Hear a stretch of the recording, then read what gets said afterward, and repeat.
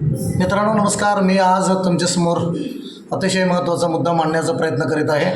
22 मार्च 2026 रोजी कोल्हापूर जिल्ह्यातील ज्योतिबा डोंगरावर जो भाविकांच्या बरोबर झाला तो अतिशय निंदनीय आहे। कारण आता भक्त कुठेही सुरक्षित नाहीत असा प्रश्न ऐरणीवर आलेला आहे। कारण जिथे जिथे भक्त देवाच्या नावाने देवळात जातात तिथं जर पुजारी जर करता अत्याचार करत असतील आणि तिथले सुरक्षा रक्षक जर करता भाविकांच्यावर हल्ला करत असतील तर हे खूप दुर्दैव आहे।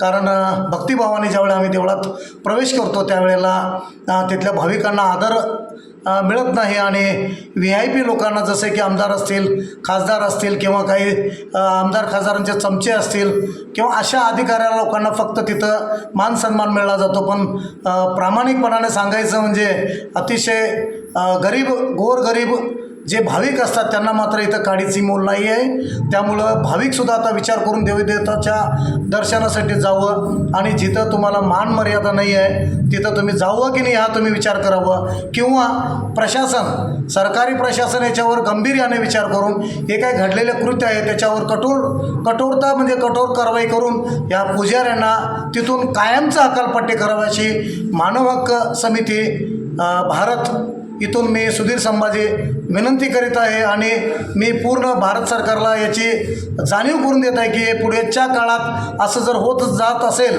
तर याच्यावर विपरीत परिणाम होऊन ह्याचा कुठंतरी आपल्या हिंदू समाजाला हिंदू संस्कृतीला काळं फासण्याचं काम जिथं होत आहे ते आता फार कठीण होणार आहे। त्यामुळं आत्ताच भारत सरकारमधील सगळे प्रशासन जागरूक व्हावं आणि याच्यावर कठीणात कठीण कारवाई करून या भक्तांच्या बाजूने न्याय द्यावा अशी माझी कळकळीची विनंती आहे। नमस्कार।